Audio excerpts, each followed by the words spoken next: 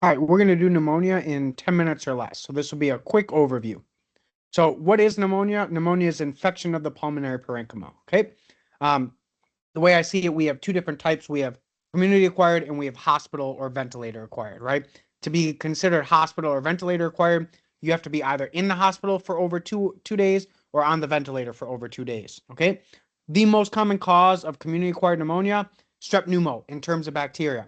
Other ones we need to consider, right? Respiratory viruses, huge major cause. When I think about more mild community acquired pneumonia that we can treat as an outpatient, I'm also considering things like mycoplasma pneumonia, Chlamydophila pneumoniae, and then of course those respiratory viruses. When I'm thinking about more severe community acquired pneumonia, I'm also considering on top of strep pneumo things like Legionella, maybe even Staph aureus, MRSA, post-influenza, right? So secondary bacterial superinfection, and then even gram-negative bacilli, okay, especially my debilitated or elderly patients. Remember, these are bugs that usually live in the GI tract, but the sicker you get, they can actually start colonizing my oral pharynx, and you can easily aspirate on them. Um, HAP and VAP, we absolutely need to consider Pseudomonas and MRSA. Okay, we're also considering big bad guys like Klebsiella and Acinetobacter. But when I'm in the hospital for over 48 hours, Pseudomonas and Staph aureus become fair game. Notice how they're not as prevalent in my community acquired pneumonia. Okay, other quick tips, right? If you think about aspiration pneumonia, usually right lower lobe, we're thinking about oral anaerobes and a polymicrobial infection. When we think about HIV and a CD4 count less than 200, we're thinking about PCP. And when we're thinking about cystic fibrosis, you absolutely need to consider Pseudomonas and even Staph aureus. All right. So really typical, atypical pneumonia. I don't really like those terms because there's a lot of overlap. But when I think about a typical bacterial pneumonia, it's more sudden onset, acute cough, fever, pleuritic chest pain, hypoxemia, rigors, chills, right? Usually strep pneumo, Staph aureus, Klebsiella, Haemophilus, Moraxella, things like that. You get productive cough. You get lobar consolidation, so like a single big opacity or infiltrate. If they do a gram stain, you can see organisms, and then you can see a leukocytosis with a left shift, right? They're pretty sick. When I think about atypical or walking pneumonia, right, that's more of a gradual, progressive, like subacute disease. Usually starts with like a flu-like illness. We see that more in like relatively healthy young individuals.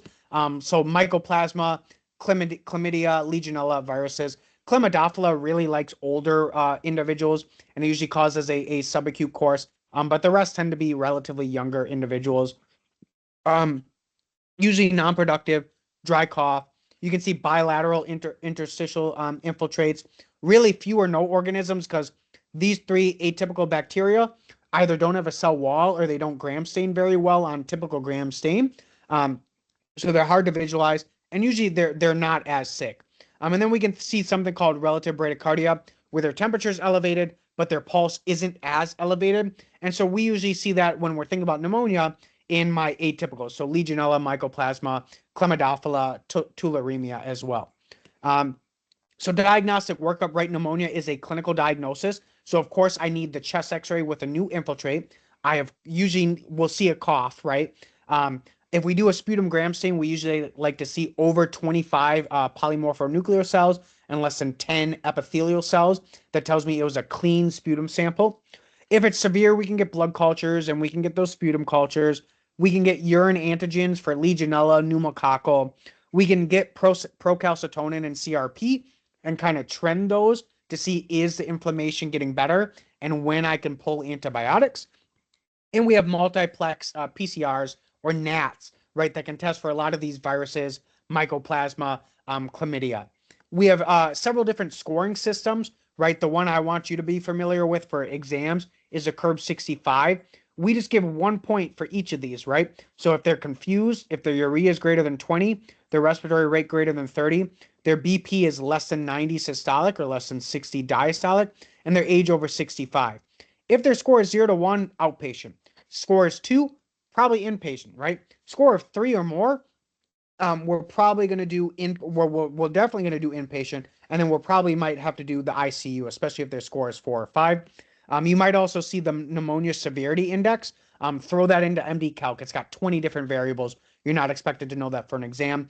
Curve 65, please know that for an exam. especially step 2, they'll ask you where you want to put this patient. Should you do outpatient? Should you put them on the floor, or should you put them in the ICU? So when I think about antibiotics, it's really simple. I will explain the details in further lectures. But if they're outpatient and they have no comorbidities, it's either amoxicillin or doxycycline. I put azithromycin on here because occasionally you can use azithromycin, but a lot of strep pneumo is resistant to azithromycin now, so we don't like using that alone. So if we're treating them outpatient, they have no comorbidities, it's either amoxicillin or doxycycline.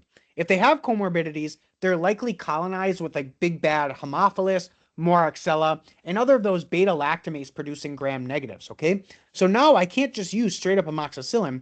I want to throw on a clavulanate, right, to protect against that beta lactamase. So I usually do amoxicillin clavulanate plus a macrolide or doxycycline. Okay, or we could use a cephalosporin instead of the amox clavulanate.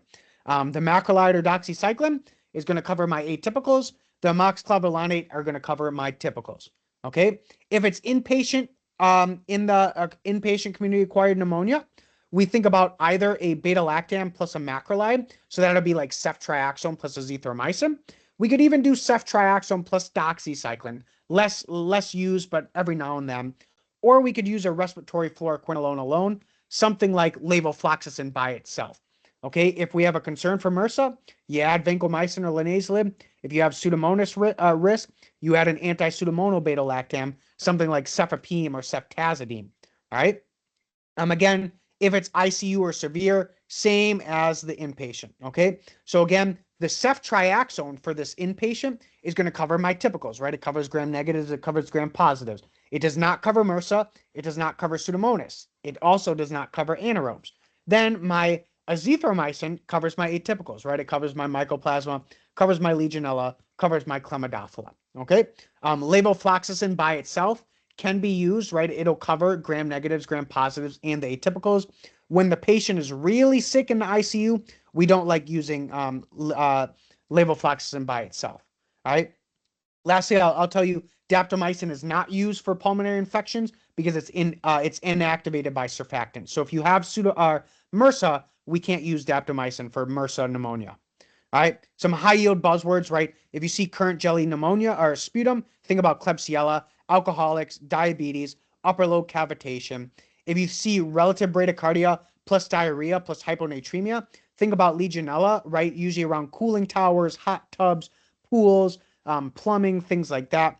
We treat it with either azithromycin or a fluoroquinolone, again, because it's an atypical, it lives inside macrophages. PCP, you want to think about for a CD4 count less than 200, elevated LDH, and these bilateral infiltrates. We think about beta-D-glucan is elevated. We treat with TMP SMX, and we can add steroids if they're really sick, right? If their PA2 is less than 70. Whenever I see necrotizing pneumonia post-influenza, that's them telling me this is likely MRSA, right? So we either treat with vancomycin or linezolid. Mycoplasma, right? Mycoplasma causes that walking pneumonia. It can cause cold agglutination, hemolytic anemia, right? IgM mediated. It can cause bullous laryngitis, which is a bullous formation in your ear, right? So really bad ear infection. So think about that with young adults, right? We can treat that with a macrolide or doxycycline or even levofloxacin, right? A fluoroquinolone.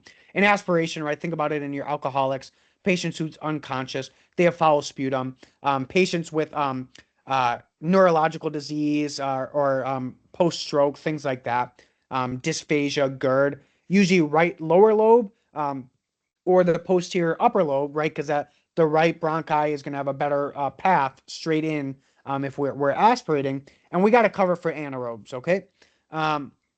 So, and then prevention, right? We can have the flu vaccine, the pneumococcal, COVID, and RSV vaccine.